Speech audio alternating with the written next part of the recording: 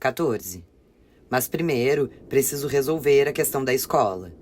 Minhas aulas começam hoje, na Academia de Estudos de Idiomas Leonardo da Vinci, onde estudarei italiano 5 dias por semana, 4 horas por dia. Estou super animada com essas aulas. Adoro ser estudante. Escolhi minhas roupas todas na noite passada, do mesmo jeito que fiz na véspera do meu primeiro dia de aula no CA, com meus sapatos de verniz e minha lancheira nova. Espero que a professora goste de mim. No primeiro dia, na Leonardo da Vinci, todos temos que fazer um teste de nivelamento, para sermos colocados na turma certa, segundo nossos conhecimentos de italiano. Quando fiquei sabendo disso, imediatamente comecei a esperar que não me colocassem em uma turma de nível 1, porque isso seria humilhante, uma vez que eu já tinha feito um semestre inteiro de aulas de italiano na minha escola noturna para senhoras divorciadas em Nova York, e uma vez que havia passado o verão memorizando fichas, e uma vez que estava em Roma já fazia uma semana, treinando o idioma em primeira mão, tendo chegado até a conversar com vovozinha sobre divórcio. O problema é que não sei quantos níveis essa escola tem, mas assim que escutei a palavra nível, resolvi que precisava entrar no nível 2, pelo menos. Então hoje está chovendo cântaros, e chego cedo à escola, como sempre cheguei, e faço o teste. Que teste mais difícil! Não consigo fazer nenhum décimo. Sei tanto italiano, conheço dúzias de palavras em italiano, mas elas não me perguntaram nada do que sei. Depois vem uma prova oral, que é ainda pior. Um professor de italiano bem magrinho chega para me entrevistar, falando rápido demais na minha opinião. E eu deveria estar fazendo uma prova bem melhor. Mas estou nervosa e erro coisas que já sei. No final das contas, fica tudo bem. O professor de italiano magrinho olha minha prova e escolhe a minha turma. Nível 2. As aulas começam à tarde. Então, saio para almoçar. Depois, volto saltitando para a escola. E passo com ar de superioridade pelos alunos do nível 1. E entro na minha primeira aula, com meus colegas. Só que rapidamente fica óbvio que aqueles não são os meus colegas e que eu não tenho nada para estar ali, porque o nível 2 é na verdade muito difícil. Tenho a sensação de estar conseguindo não me afogar, mas é por pouco. A cada respiração, engulo mais água. O professor, um cara magrinho, porque os professores aqui são tão magrinhos? Não confio em italianos magros. O professor avança depressa demais, pulando capítulos inteiros do livro, dizendo: "Isso aqui vocês já sabem, isso aqui também", e mantendo um diálogo rapidíssimo com meus colegas aparentemente fluentes. Meu estômago se contrai de terror, e fico tentando respirar e rezando para ele não me chamar. Assim que chega a hora do intervalo, saio correndo da sala com as pernas bambas e disparo até a sala da administração, quase chorando, onde pergunto, em um inglês muito claro, se eles poderiam, por favor, me passar para uma turma de nível 1. Coisa que eles fazem. E agora estou aqui. Esse professor é gordinho e fala devagar. Bem melhor. 15. O interessante em relação à minha aula de italiano é que ninguém, na verdade, precisa estar aqui. Somos 12 pessoas estudando juntas, de todas as idades, de todos os cantos do mundo, e todos vieram para Roma pelo mesmo motivo: aprender italiano só porque estão com vontade. Nenhum de nós é capaz de citar uma única razão prática para estar aqui. O chefe de ninguém disse: é fundamental você aprender italiano para podermos fazer nossos negócios internacionais. Todo mundo, até mesmo o sério engenheiro alemão, compartilha o que eu pensava ser o meu motivo particular. Todos nós queremos falar italiano porque adoramos a sensação que o idioma nos dá. Uma russa de expressão triste nos diz que está fazendo aulas de italiano porque eu acho que mereço alguma coisa bonita. Um engenheiro alemão diz: eu quero italiano porque adoro a Dolce Vita, a vida bela. Só que com seu sotaque de alemão duro, acaba parecendo que ele está dizendo que adora a vida alemã, coisa que tenho certeza de que ele já teve bastante.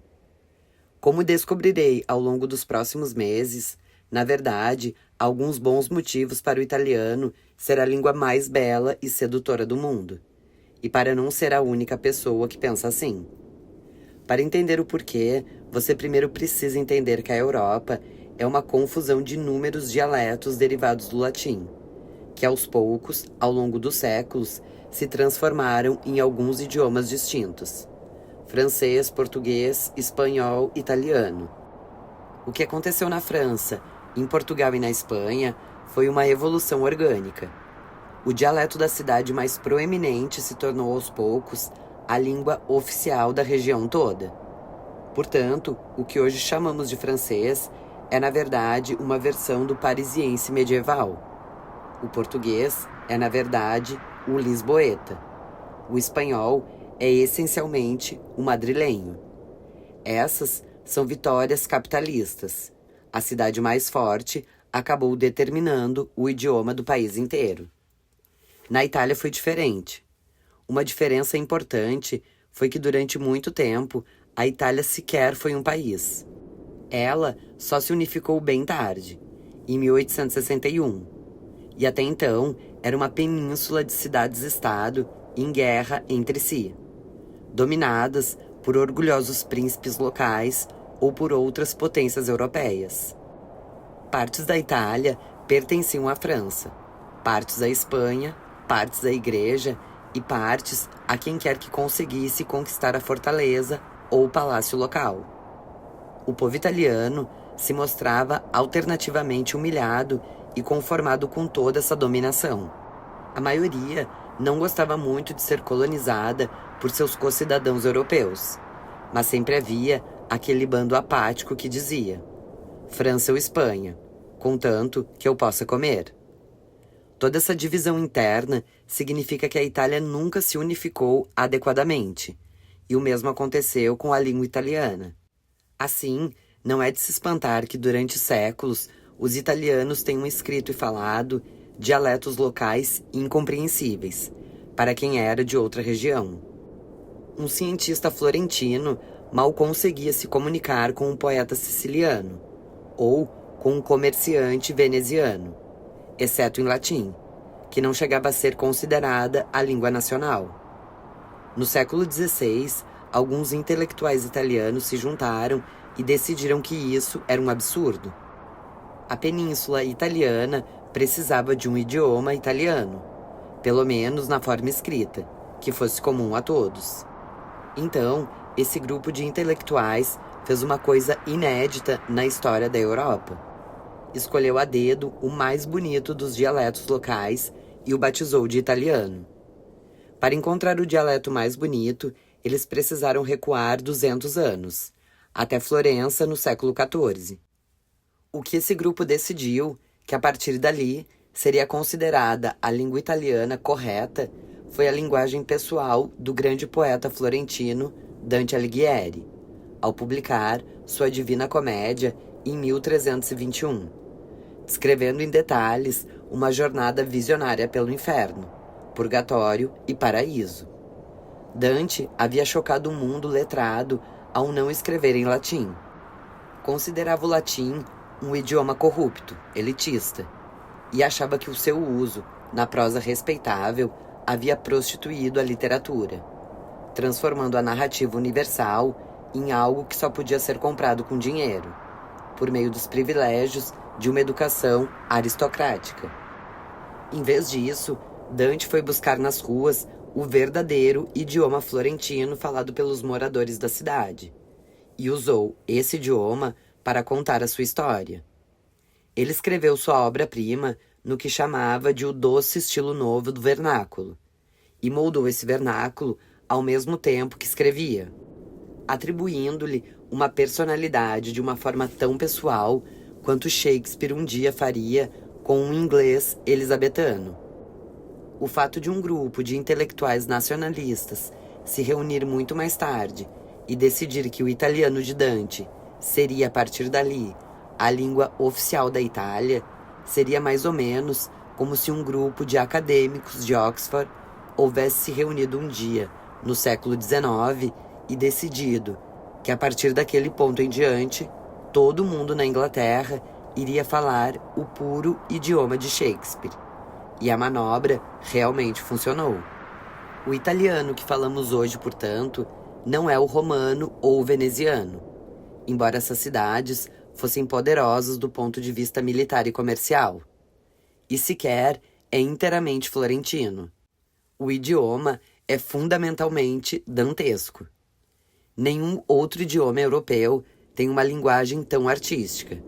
E talvez nenhum outro idioma jamais tenha sido tão perfeitamente ordenado para expressar os sentimentos humanos quanto esse italiano florentino do século XIV, embelezado por um dos maiores poetas da civilização ocidental. Dante escreveu sua Divina Comédia em terça rima, uma cadeia de versos em que cada rima se repete 3 vezes a cada 5 linhas, o que dá a esse belo vernáculo florentino o que os estudiosos chamam de ritmo em cascata.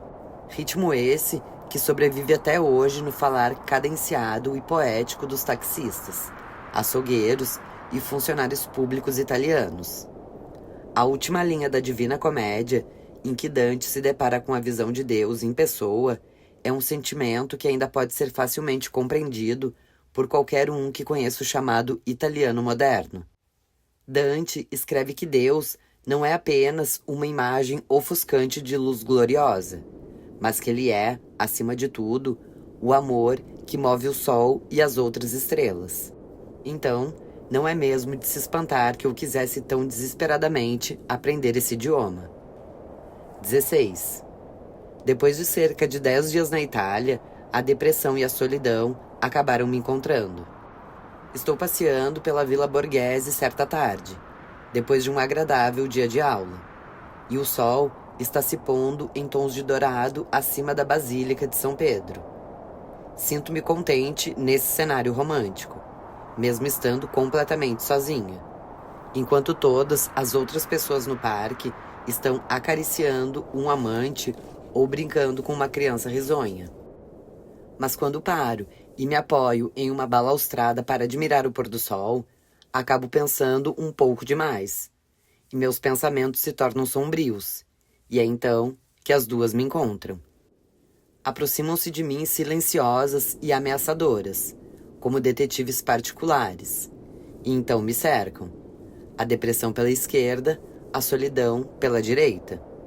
Sequer precisam me mostrar seus distintivos. Eu as conheço muito bem. Há anos que temos brincado de gato e rato.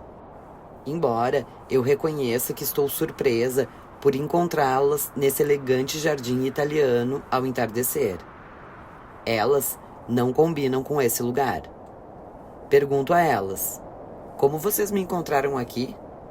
Quem disse a vocês que eu tinha vindo para Roma? A depressão, sempre bancando a esperta, diz: como assim? Você não está feliz em nos ver? Vá embora, digo a ela. A solidão, a mais sensível das duas, diz: desculpa, mas talvez eu precise seguir a senhora durante toda a sua viagem. É a minha missão. Eu preferiria que você não fizesse isso, eu digo. E ela dá de ombros, quase pedindo desculpas, mas se aproximando ainda mais. Então, elas me revistam. Esvaziam meus bolsos de qualquer alegria que eu estivesse carregando ali. A depressão chega a confiscar minha identidade, mas ela sempre faz isso. Então, a solidão começa a me interrogar, coisa que detesto, porque sempre dura várias horas. Ela é educada, mas implacável, e sempre acaba me encurralando. Pergunta se eu acho que tenho algum motivo para estar feliz. Pergunta por que estou sozinha essa noite outra vez. Pergunta, embora já tenhamos passado por esse mesmo interrogatório várias vezes, por que não consigo manter um relacionamento? Por que arruinei meu casamento? Por que estraguei tudo com David?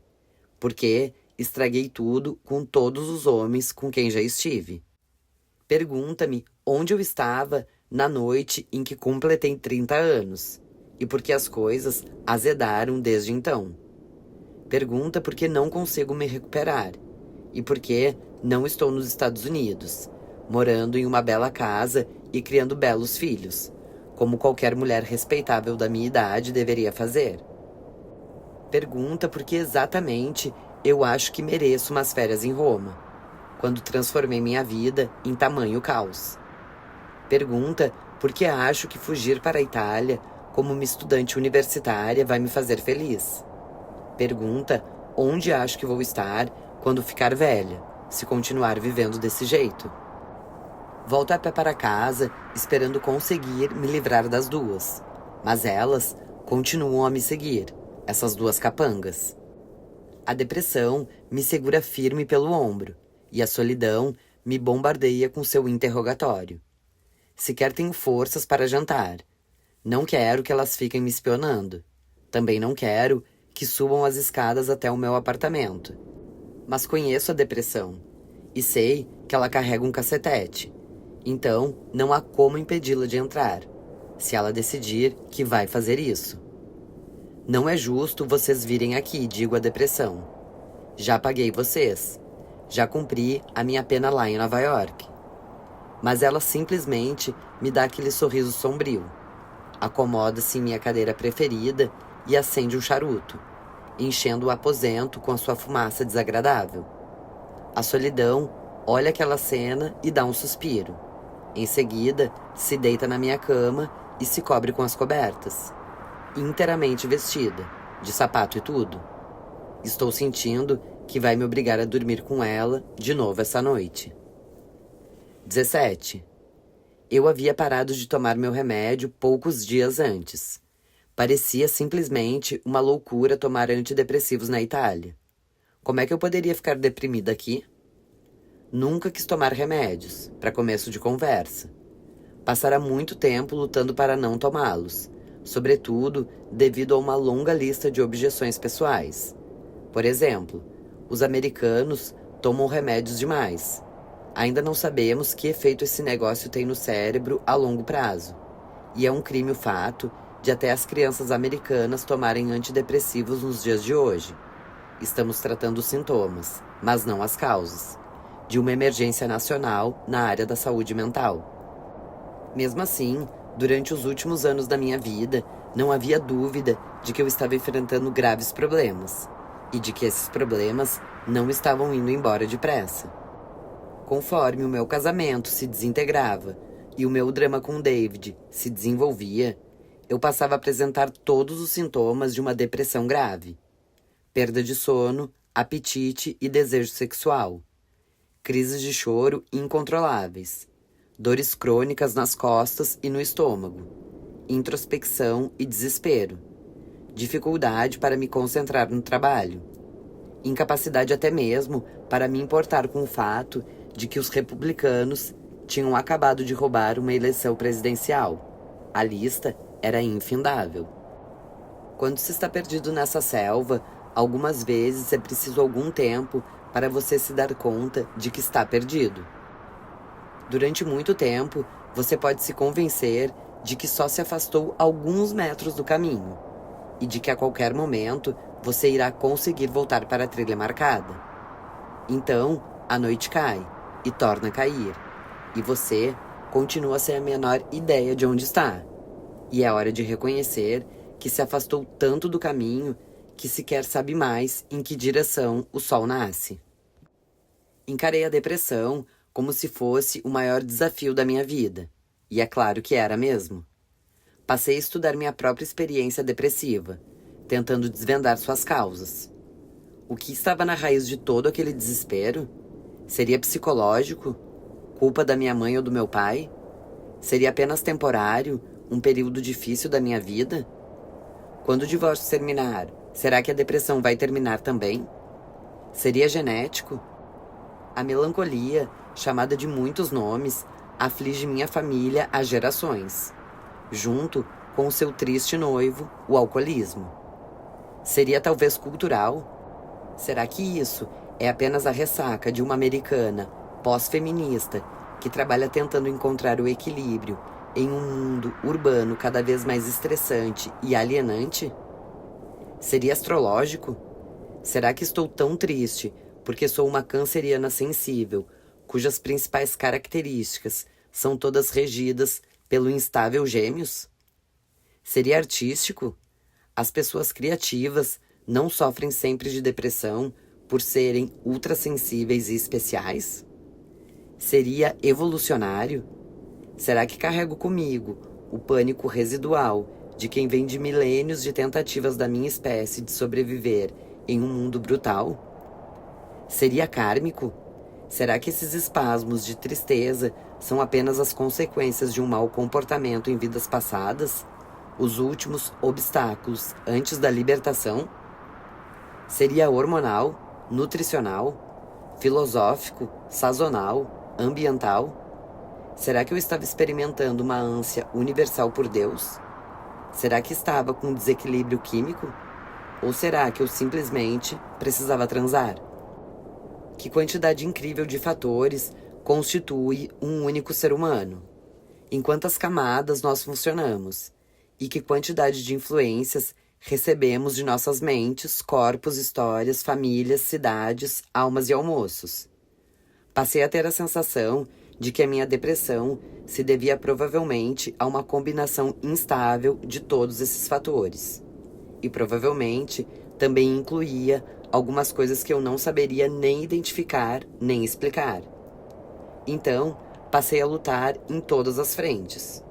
Comprei todos aqueles livros de autoajuda com títulos ridículos, sempre tomando cuidado de embrulhar o livro na última edição de alguma revista masculina, para que desconhecidos não soubessem o que eu estava de fato lendo. Comecei buscando ajuda especializada com uma terapeuta cuja gentileza estava à altura de uma competência profissional. Rezei como uma freira noviça. Parei de comer carne, pelo menos por algum tempo, depois que alguém me disse que eu estava comendo o medo do animal na hora da sua morte. Algum massagista esotérico, meio doidão, me disse que eu deveria usar calcinhas cor de laranja para reequilibrar meus chakras sexuais. E putz, eu realmente fiz isso. Bebi quantidades suficientes daquele maldito chá de erva de São João para alegrar um russo, e sem efeito perceptível. Fiz exercícios. Me expus ao poder da revigoração da arte e me protegi cuidadosamente de filmes, livros e canções tristes. Tentei muito lutar contra os soluços constantes. Lembro-me de me perguntar certa noite, enquanto estava encolhida no mesmo canto do meu velho sofá, novamente aos prantos por causa da mesma repetição de pensamentos tristes. Será que você consegue mudar alguma coisa nesse quadro, Liz? E tudo o que eu conseguia pensar em fazer era me levantar, ainda aos soluços, e tentar me equilibrar em um pé só no meio da minha sala. Só para provar que, embora eu não conseguisse fazer as lágrimas pararem de correr, nem modificar meu desolador diálogo interno, eu ainda não estava inteiramente fora de controle. Pelo menos, podia chorar histericamente enquanto me equilibrava em um pé só. Ora, isso já era um começo. Eu atravessava a rua para caminhar aonde havia sol. Me apoiava em minha rede pessoal. Me aproximava da minha família e alimentava minhas amizades mais energizantes.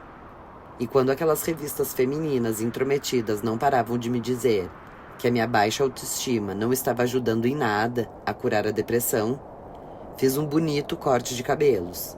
Comprei alguns produtos caros de maquiagem e um belo vestido. Quando um amigo elogiou meu novo visual, tudo o que consegui dizer de cara fechada foi: Operação Autoestima. Porra de dia 1. A última coisa que tentei, depois de 2 anos de luta contra essa tristeza, foi tomar remédios. Se me permitissem expor minhas opiniões aqui, acho que isso sempre deve ser a última coisa a se tentar. Para mim, a decisão de tomar o caminho da vitamina P aconteceu depois de uma noite em que eu havia passado horas sentada no chão do meu quarto, tentando seriamente convencer a mim mesma a não cortar meu próprio braço, com a faca da cozinha. Nessa noite, ganhei a discussão com a faca, mas foi por pouco. Naquela época, andava tendo algumas outras boas ideias, sobre como pular do alto de um prédio ou como explodir minha cabeça com um tiro poderia pôr fim ao sofrimento. Mas alguma coisa, no fato de passar a noite com uma faca na mão, me fez ver a situação com outros olhos. Na manhã seguinte, liguei para minha amiga Susan bem cedinho e implorei que ela me ajudasse. Acho que nenhuma mulher na história da minha família fez isso antes. Sentar-se no meio da estrada daquele jeito e dizer na metade da vida: não consigo dar mais nenhum passo. Alguém precisa me ajudar. Parar de andar não teria adiantado nada para aquelas mulheres. Ninguém as teria ajudado, nem poderia. A única coisa que teria acontecido é que elas e suas famílias teriam passado fome. Eu não conseguia parar de pensar nessas mulheres. E nunca vou me esquecer da expressão de Susan ao entrar correndo no meu apartamento, cerca de 1 hora depois do meu telefonema pedindo socorro, e de me ver encolhida no sofá. A imagem da minha dor refletida no visível medo que ela sentiu pela minha vida ainda é para mim uma das lembranças mais assustadoras de todos aqueles anos assustadores. Fiquei encolhida em posição fetal, enquanto Susan dava alguns telefonemas e encontrava um psiquiatra que pudesse me atender naquele mesmo dia, para conversar sobre a possibilidade de me receitar antidepressivos. Escutei metade daquele diálogo telefônico de Susan com o médico e ouvia dizer: acho que minha amiga vai se machucar seriamente. Eu também estava com medo. Quando fui à consulta com o psiquiatra naquela tarde, ele me perguntou por que eu havia demorado tanto a pedir ajuda, como se eu já não tivesse tentado ajudar a mim mesma havia muito tempo.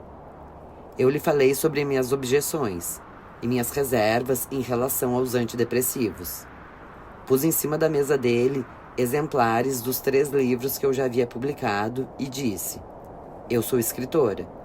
Por favor, não faça nada que vá prejudicar meu cérebro. Então ele disse: se você estivesse com uma doença renal, não hesitaria em tomar um remédio para curá-la. Então, por que está hesitando nesse caso? Mas isso só mostrava o quanto ele era ignorante em relação à minha família, entendem? Um Gilbert poderia muito bem não medicar uma doença renal, já que somos uma família que considera qualquer doença um sinal de fracasso pessoal, ético e moral. O médico me receitou vários remédios diferentes, até encontrar a combinação que não me deixasse enjoada nem transformasse minha libido em uma vaga lembrança. Então, em pouco tempo, menos de 1 semana, pude sentir um pouco mais de luz e romper em minha mente. Também finalmente consegui dormir. E esse foi o verdadeiro presente, porque quando você não consegue dormir, não consegue sair do buraco. Não há nenhuma chance. As pílulas me devolveram essas horas de recuperação noturna e também impediram minhas mãos de tremer e aliviaram a intensa pressão no meu peito e o botão de emergência apertado dentro do meu coração. Mesmo assim, nunca me senti muito bem tomando esses remédios, embora eles tenham me ajudado imediatamente. Pouco importava quem me dissesse que esses remédios eram uma boa ideia e que eram perfeitamente seguros. Tomá-los nunca deixou de ser um conflito para mim. Os remédios faziam parte da minha ponte para o outro lado, não há dúvida, mas eu queria parar assim que possível. Comecei a tomar a medicação em janeiro de 2003. Em maio, já estava diminuindo significativamente a dosagem. De toda forma, aqueles haviam sido os meses mais difíceis. Os últimos meses do divórcio, os últimos turbulentos meses com David. Será que eu teria suportado essa época sem os remédios, se tivesse segurado um pouco mais? Será que teria sobrevivido a mim mesma sozinha? Não sei. É essa a característica da vida humana. Não há grupo placebo. Não há nenhuma maneira de saber como qualquer um de nós teria se comportado caso qualquer uma das variáveis houvesse mudado. O que sei é que esses remédios fizeram meu pesar parecer menos catastrófico. Então, sou grata por isso. Mas ainda sou profundamente ambivalente em relação a remédios que alterem o humor. Fico pasma com seu poder, mas preocupada com a sua difusão.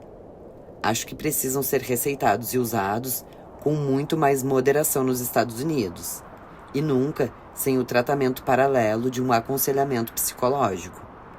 Medicar o sintoma de qualquer doença sem explorar a sua causa inicial é apenas um modo classicamente burro e ocidental de achar que qualquer um poderia melhorar de verdade. Essas pílulas podem ter salvado a minha vida, mas só fizeram isso em conjunção com cerca de outros 20 esforços que eu estava fazendo simultaneamente, durante aquele mesmo período, para resgatar a mim mesma. E espero nunca mais precisar delas. Houve um médico que sugeriu que eu poderia precisar tomar antidepressivos muitas vezes na vida por causa da minha tendência à melancolia. Queira Deus que ele esteja errado. Pretendo fazer tudo o que estiver ao meu alcance para provar que ele está errado, ou pelo menos para lutar contra essa tendência melancólica com todas as ferramentas disponíveis. Não sei dizer se isso faz de mim uma cabeça dura que está prejudicando a si mesma, ou uma cabeça dura que está preservando a si mesma. Mas é assim que eu penso. 18. Ou melhor, é aqui que eu estou. Estou em Roma, e estou em apuros.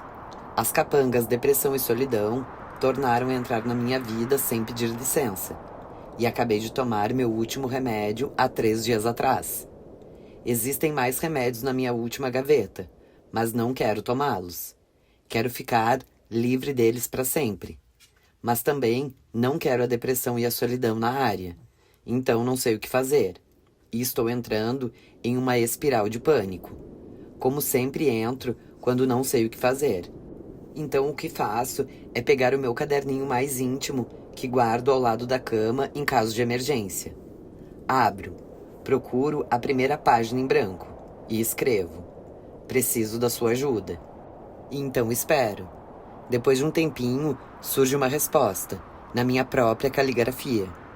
Estou bem aqui, como posso te ajudar? E assim recomeça a minha conversa mais estranha e mais secreta. Aqui, no mais íntimo dos caderninhos, converso comigo mesma. Converso com aquela mesma voz que conheci naquela noite no meu banheiro, quando rezei a Deus pela primeira vez, aos prantos, pedindo ajuda. E quando alguma coisa ou alguém disse: volte para a cama, Liz. Nos anos que se seguiram, descobri essa mesma voz em períodos de angústia, e aprendi que a melhor maneira de encontrá-la é por meio de uma conversa por escrito. Também fiquei surpresa ao descobrir que quase sempre posso acessar essa voz, por mais negra que esteja a minha angústia. Mesmo durante os piores períodos de sofrimento, essa voz calma, compassiva, afetuosa e infinitamente sábia, que talvez seja eu, ou talvez não sei exatamente quem é, está sempre disponível para uma conversa no papel a qualquer hora do dia ou da noite. Decidi parar de me preocupar se o fato de conversar comigo mesma, no papel, quer dizer que sou maluca. Talvez a voz que eu esteja chamando seja a voz de Deus. Ou talvez seja a minha guru falando através de mim. Ou talvez seja o anjo que cuida do meu caso. Ou talvez seja o meu eu superior. Ou talvez, na verdade, seja apenas uma criação do meu subconsciente, inventada para me proteger do meu próprio tormento. Madre Teresa chamava essas vozes interiores divinas de locuções, palavras sobrenaturais que aparecem na mente de forma espontânea, traduzidas para o nosso próprio idioma, para lhe oferecer consolo celeste. Sei muito bem o que Freud teria dito sobre esse tipo de consolo espiritual, é claro, que é irracional e que não merece confiança. A experiência nos ensina que o mundo não é um jardim de infância. Concordo, o mundo não é um jardim de infância. Mas o próprio fato de um mundo ser tão desafiador é exatamente o motivo pelo qual você de vez em quando precisa sair da sua jurisdição para encontrar ajuda, recorrendo a uma autoridade maior em busca de reconforto. No início da minha experiência espiritual, nem sempre tive essa fé na voz interior da sabedoria.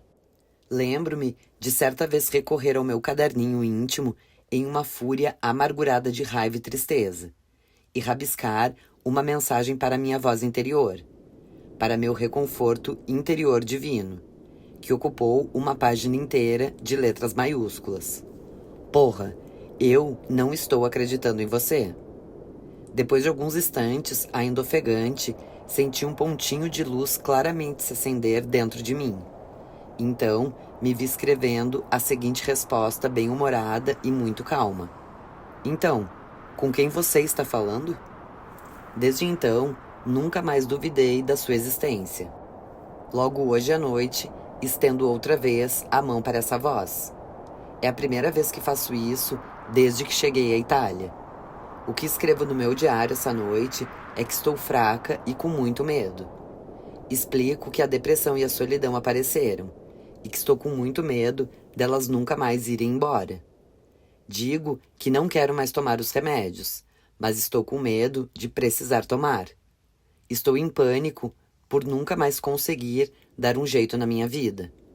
Como resposta, de algum lugar de dentro de mim, surge uma presença agora familiar, que me oferece todas as certezas que eu sempre quis que outra pessoa me desse quando eu estava com problemas.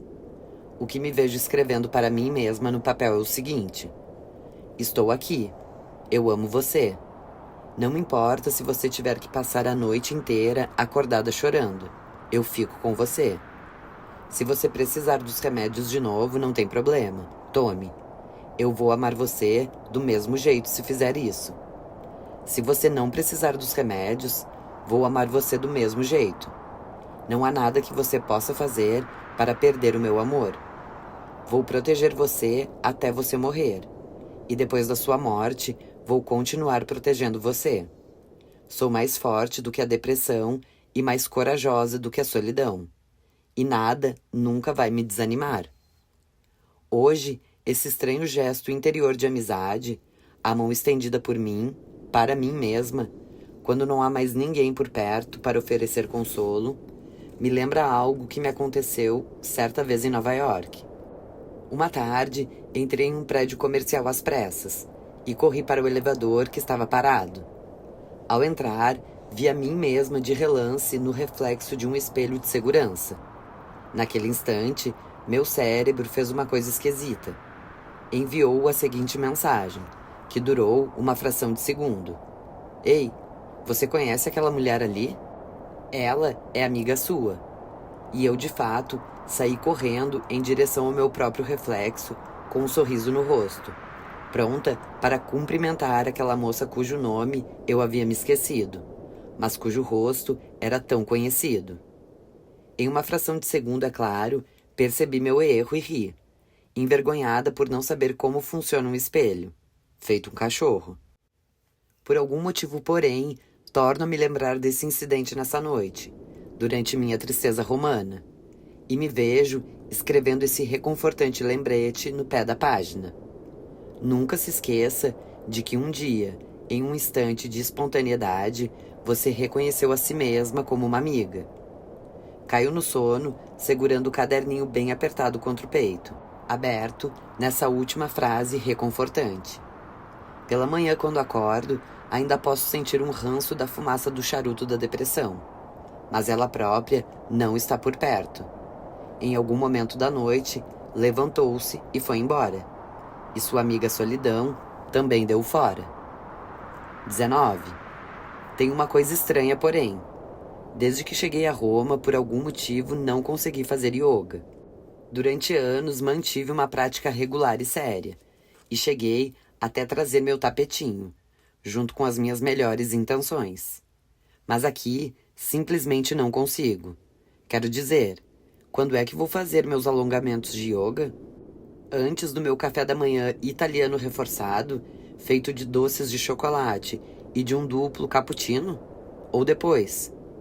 Durante os meus primeiros dias aqui, eu desenrolava meu tapetinho todas as manhãs, como quem vai praticar, mas descobria que só conseguia olhar para ele e rir.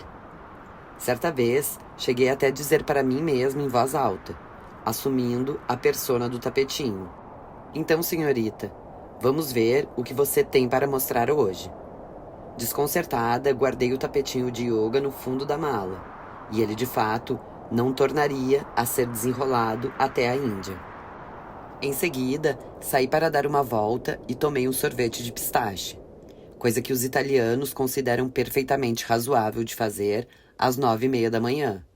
E para ser franca, concordo inteiramente com eles. A cultura romana simplesmente não combina com a cultura do yoga. Não até onde posso constatar. Na verdade, decidi que Roma e yoga não têm absolutamente nada em comum, a não ser pelo fato de ambos lembrarem um pouco a palavra toga. 20. Eu precisava fazer alguns amigos. Então, saí à sua procura e agora estamos em outubro e tenho uma bela coleção. Já conheço 2 Elizabeths em Roma, além de mim. Ambas são americanas, ambas são escritoras. A primeira Elizabeth é romancista e a segunda escreve livros de culinária. Com um apartamento em Roma, uma casa, um marido italiano e um emprego que exige que ela viaje pela Itália, comendo e escrevendo a respeito para a revista Gourmet. Parece que a segunda Elizabeth deve ter salvo vários órfãos do afogamento durante alguma vida pregressa. Não é de se surpreender que ela conheça todos os melhores lugares para se comer em Roma, incluindo uma gelateria que serve arroz doce gelado. E se vocês não servem esse tipo de coisa no céu, então não sei mesmo se quero ir para lá.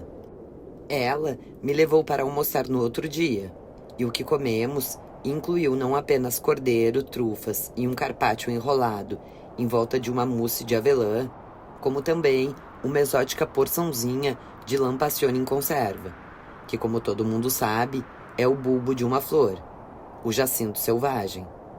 É claro que a essa altura também já fiz amizade com Giovanni e Dário, os gêmeos de contos de fadas do meu intercâmbio de línguas.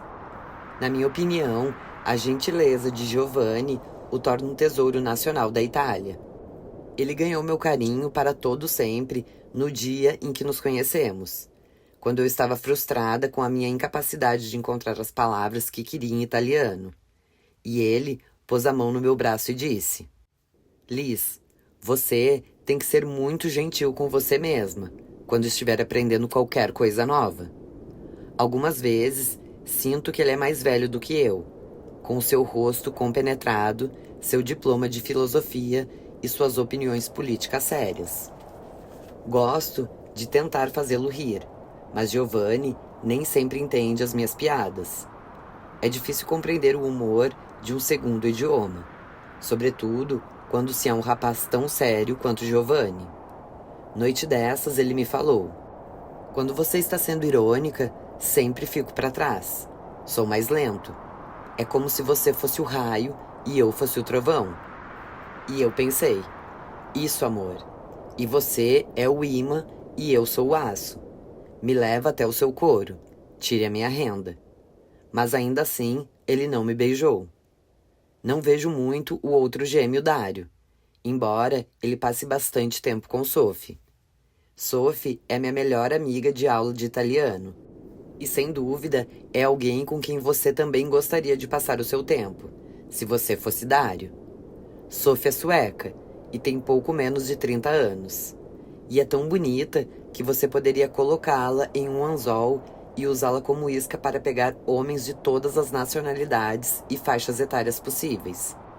Sophie acabou de tirar uma licença de 4 meses de seu bom emprego em um banco sueco, para o horror da sua família e espanto de seus colegas, somente porque queria vir a Roma aprender a falar a linda língua italiana.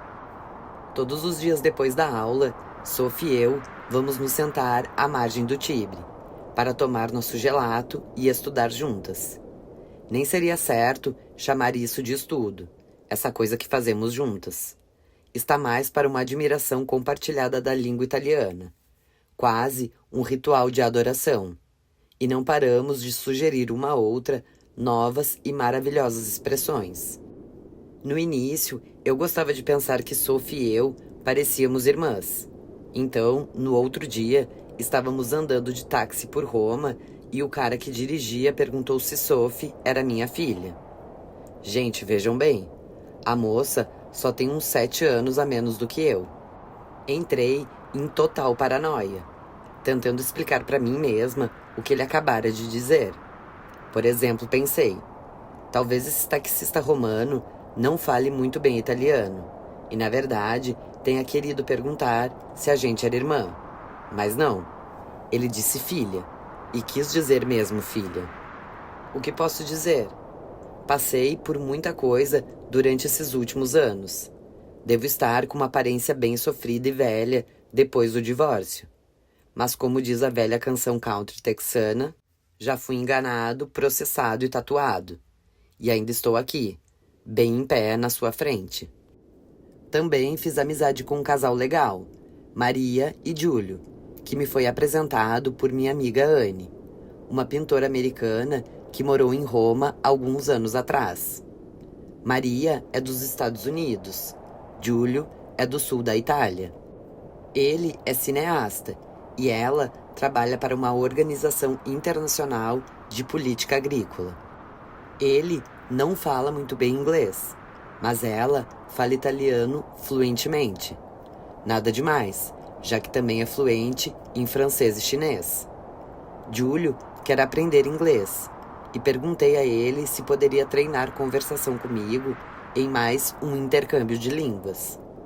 Caso vocês estejam se perguntando por que ele não poderia simplesmente aprender inglês com a sua mulher, nascida nos Estados Unidos, é porque eles são casados e brigam demais sempre que um tenta ensinar alguma coisa para o outro. Assim, Júlio e eu agora nos encontramos para almoçar 2 vezes por semana para treinar nosso italiano e nosso inglês. Coisa boa de se fazer para 2 pessoas sem nenhum histórico de irritar uma outra. Júlia e Maria têm um apartamento lindo, cuja característica mais impressionante, ao meu ver, é a parede que Maria certa vez cobriu com xingamentos irados contra Júlio, rabiscados com marcador grosso e preto. Porque eles estavam discutindo, e ele grita mais alto do que eu, e ela queria que ele a deixasse falar. Acho Maria incrivelmente sexy, e essa explosão de pichações impetuosas é apenas mais uma amostra disso. O interessante, porém, é que Júlio considera a parede rabiscada um sinal claro da repressão de Maria, porque ela escreveu seus xingamentos a ele em italiano. E o italiano é a sua segunda língua, uma língua em que ela precisava pensar por um instante antes de conseguir escolher suas palavras. Ele disse que se Maria houvesse realmente se permitido ser tomada pela raiva, coisa que ela nunca faz, como boa anglo-protestante, então teria coberto aquela parede toda com a sua língua materna, o inglês.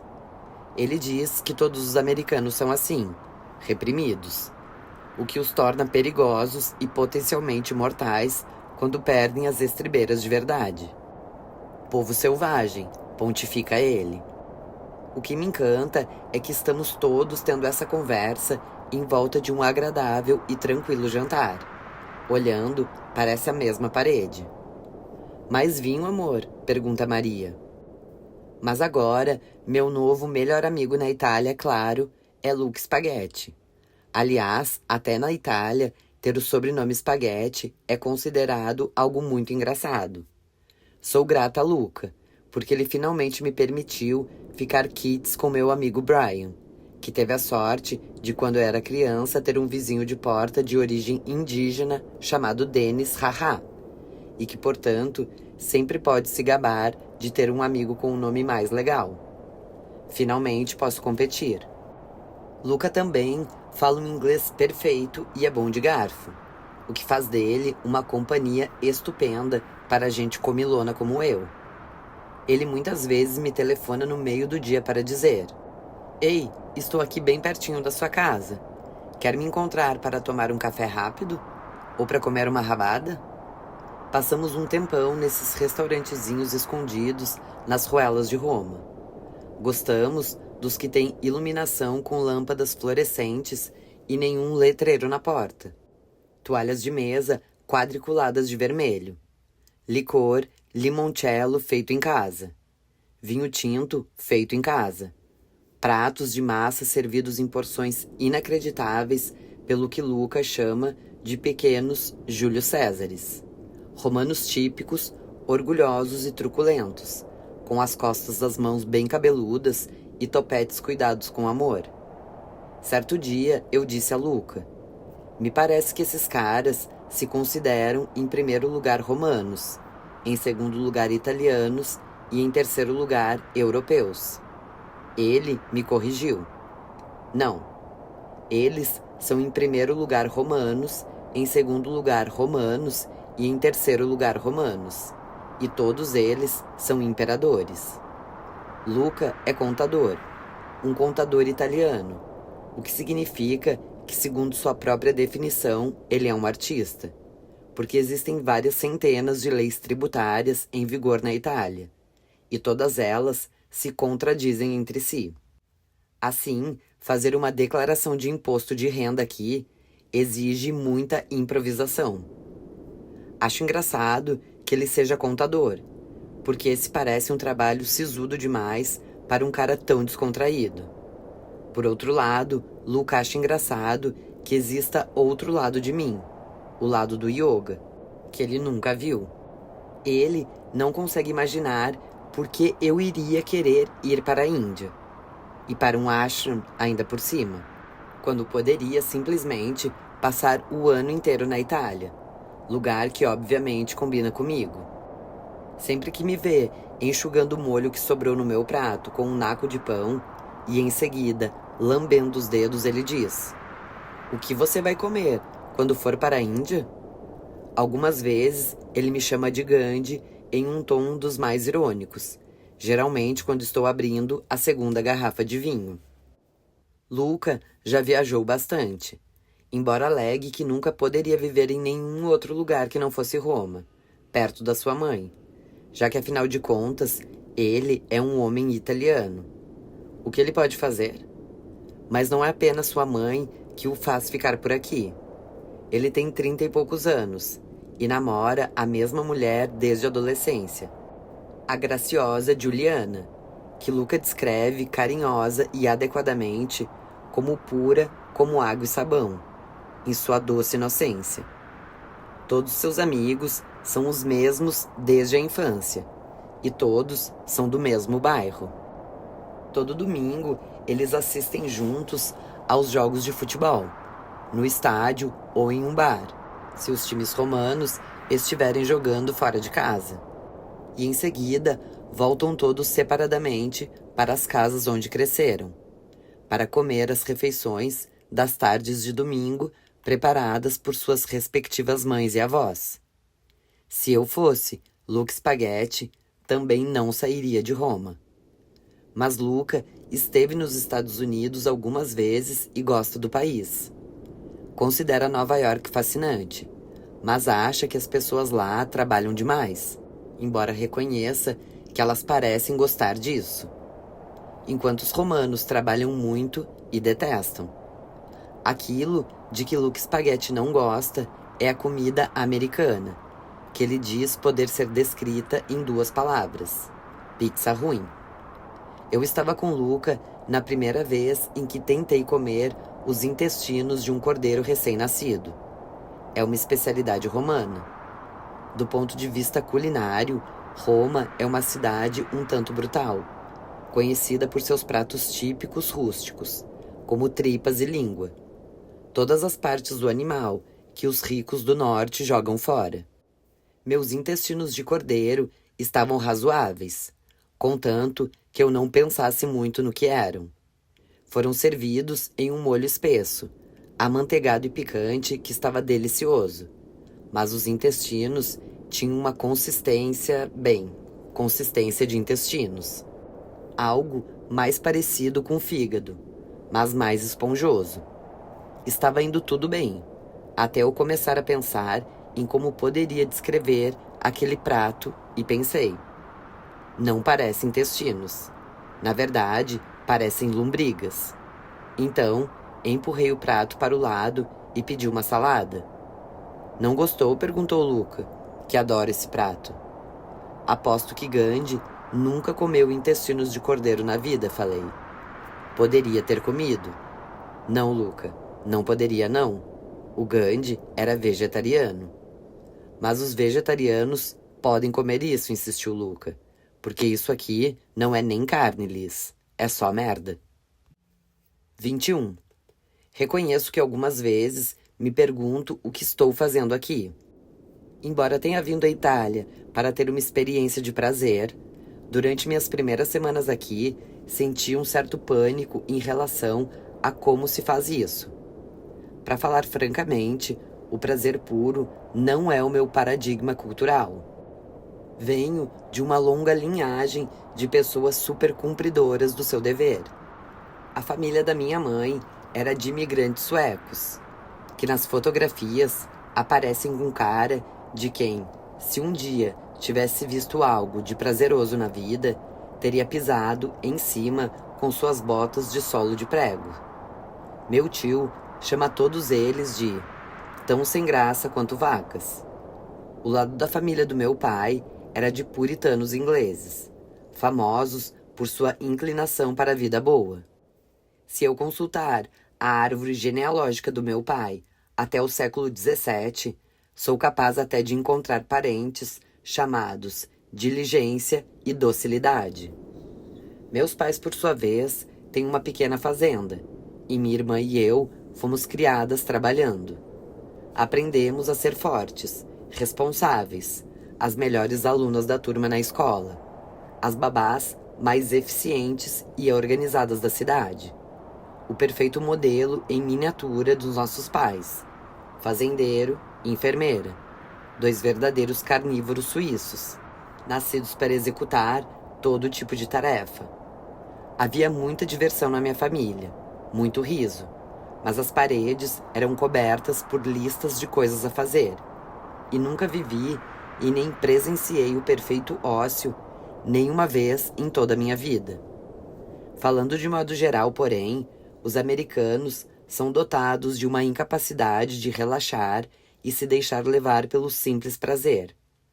Nosso país é formado por gente em busca de entretenimento. Os americanos gastam bilhões para se manterem entretidos com todo tipo de coisa, da pornografia aos parques temáticos, passando pela guerra. Mas isso não é exatamente sinônimo de uma diversão tranquila. Os americanos trabalham mais, durante mais horas e em situações mais estressantes do que qualquer outro povo no mundo. No entanto, como bem observou Luke Spaghetti, parecemos gostar disso. Estatísticas alarmantes sustentam essa afirmação, mostrando que muitos americanos se sentem mais felizes e realizados em seus escritórios do que nas suas próprias casas. É claro que todos nós inevitavelmente trabalhamos demais, e em seguida ficamos exaustos e precisamos passar o fim de semana inteiro de pijama, comendo cereal direto da caixa e olhando fixamente para a televisão em um estado próximo ao coma, o que é o contrário de trabalhar. Sim, mas não é exatamente sinônimo de prazer. Os americanos não sabem muito bem como não fazer nada.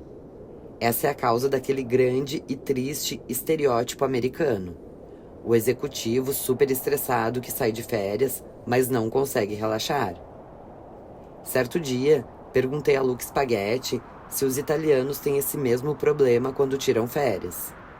Ele riu tanto que quase entrou dentro de um chafariz com a sua moto e tudo. Ah não, disse ele. Nós somos os mestres do bel far niente. Essa é uma expressão ótima. A beleza de não fazer nada. Vejam bem, os italianos tradicionalmente sempre foram bons trabalhadores e usavam a força bruta de seus braços para sobreviver nesse mundo. Mas mesmo com esse histórico de trabalho árduo, a beleza de não fazer nada é o objetivo de todo o nosso trabalho, a realização final pela qual se recebem os mais calorosos elogios. Quanto maior a elegância e o deleite com as quais você conseguir não fazer nada, maior a sua conquista na vida. E você nem precisa necessariamente ser rico para conseguir isso. Existe outra expressão italiana maravilhosa: a arte de produzir algo a partir do nada. A arte de transformar alguns poucos ingredientes simples em um banquete, ou alguns amigos reunidos em uma festa. Qualquer pessoa com talento para a felicidade pode fazer isso, não apenas os ricos. Para mim, porém, um grande obstáculo na minha busca pelo prazer era meu arraigado sentimento de culpa puritana. Será que eu realmente mereço esse prazer? Isso também é muito americano. A insegurança quanto a se merecemos nossa felicidade. Nos Estados Unidos, o mundo da publicidade gira completamente em torno da necessidade de convencer o consumidor indeciso de que sim, você merece mesmo um presente especial. Isso aqui é para você. Você merece uma folga hoje. Porque você merece. Você se esforçou tanto. E o consumidor inseguro pensa: e isso, obrigado. Vou mesmo comprar umas latinhas de cerveja. Talvez até uma dúzia de latinhas. E então, vem os excessos reacionários, seguido pelo remorso. Essas campanhas publicitárias provavelmente não teriam o mesmo sucesso na cultura italiana, onde as pessoas já sabem que têm o direito de aproveitar a vida. A resposta italiana para "você merece uma folga hoje" provavelmente seria: pois é. É por isso que estou planejando fazer uma pausa no meio do dia para ir até a sua casa comer a sua mulher. É provavelmente por isso que quando eu disse a meus amigos italianos que vim ao seu país para vivenciar 4 meses de puro prazer, eles não demonstraram nenhum espanto com isso. Parabéns, disseram eles, vá em frente, acabe-se, não se acanhe. Ninguém disse nenhuma vez: que coisa mais irresponsável, ou que luxo mais desmedido. Porém, embora os italianos tenham me dado total permissão para me divertir, mesmo assim, não consigo relaxar.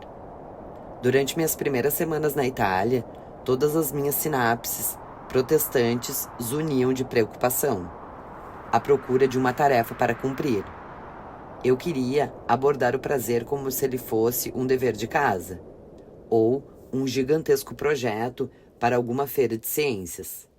Refletia sobre questões como: de que modo o prazer pode ser maximizado com mais eficiência? Perguntava-me se poderia passar todo o meu tempo na Itália na biblioteca, pesquisando a história do prazer.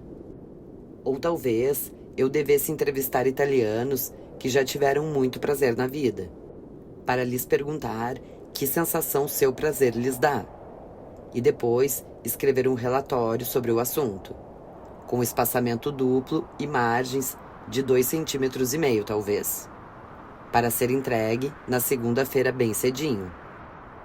Quando percebi que a única pergunta importante era: como é que eu defino prazer?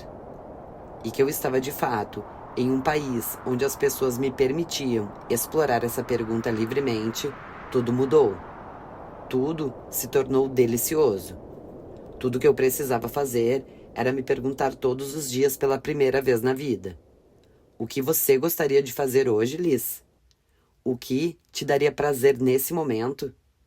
Sem ter que pensar no que alguém mais iria achar, e sem mais nenhuma obrigação com que me preocupar.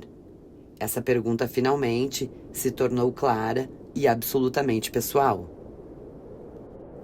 Foi interessante para mim descobrir o que eu não queria fazer na Itália, depois de ter dado a mim mesma a autorização para aproveitar minha experiência ali.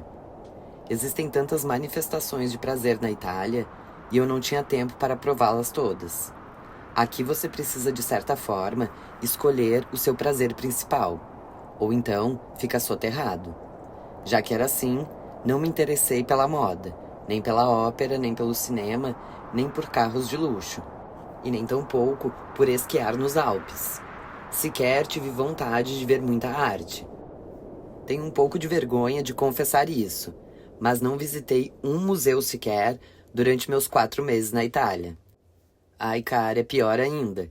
Preciso confessar que fui a um museu, o Museu Nacional da Massa em Roma. Descobri que tudo que eu queria fazer na verdade era comer aquela comida maravilhosa e falar o máximo possível daquele italiano maravilhoso. Era isso. Assim sendo, escolhi na verdade 2 prazeres principais: falar e comer, com ênfase especial no gelato. A quantidade de prazer que derivei desse comer e falar foi incomensurável, e ao mesmo tempo tão simples. Certa vez, em meados de outubro, passei algumas horas que poderiam não parecer nada para alguém de fora, mas que ficarão para sempre marcadas como as mais felizes da minha vida. Descobri uma feira perto do meu apartamento, a apenas algumas ruas de distância, na qual por algum motivo eu nunca havia reparado antes. Lá, cheguei perto de uma barraca de frutas e legumes, onde uma italiana e seu filho estavam vendendo uma seleção dos seus produtos, como folhas de espinafre suculentas, de um verde quase tão escuro quanto algas marinhas, tomates tão vermelhos e cor de sangue que pareciam os órgãos internos de uma vaca, e uva cor de champanhe com a pele tão esticada quanto o maiô de uma bailarina. Escolhi um molho de aspargos finos e brilhantes. Consegui perguntar à mulher, em um italiano sem tropeços, se eu poderia levar apenas metade dos aspargos. Era para uma pessoa só, expliquei. Eu não precisava de muitos. Ela imediatamente pegou os aspargos das minhas mãos e dividiu-os. Perguntei-lhe se eu poderia encontrar aquela feira todos os dias no mesmo lugar, e ela disse que sim. Ela estava ali todos os dias, a partir das 7 da manhã. Então seu filho, que era uma graça, me deu uma olhada e falou: "Bom, ela tenta chegar às 7. Nós 3 rimos. Essa conversa inteira aconteceu em italiano, língua na qual, poucos meses antes, eu não conseguia falar sequer uma palavra. Voltei a pé para o meu apartamento e preparei 2 ovos quentes para o meu almoço. Descasquei os ovos e arrumei-os em um prato ao lado dos 7 talos de aspargos, tão finos e crocantes que nem precisavam ser cozidos. Pus no prato também algumas azeitonas, os 4 pedaços de queijo de cabra que havia comprado na véspera, e 2 fatias de um salmão rosado gorduroso. Como sobremesa, um lindo pêssego, que a mulher do mercado havia me dado e que ainda estava morno com o calor do sol de Roma. Durante um tempo muito longo, sequer consegui tocar na comida, porque aquele era um almoço magistral, uma verdadeira expressão de arte. Por fim, depois de ter absorvido inteiramente a beleza da minha refeição, fui me sentar sob um raio de sol no meu chão de tábuas corridas e comi tudinho, com os dedos, enquanto lia meu artigo de jornal diário em italiano. Todos os meus poros transpiravam felicidade. Até que, como tantas vezes aconteceu durante esses primeiros meses de viagem, e como sempre acontece quando sinto uma felicidade assim, meu alarme de culpa disparou. Ouvi a voz do meu ex-marido falando com desdém no meu ouvido. Então foi por isso que você largou tudo? Foi por isso que destruiu toda a sua vida? Por alguns talos de aspargo e um jornal em italiano?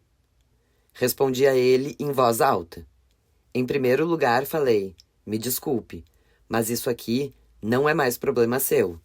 E em segundo, para responder à sua pergunta, sim, foi.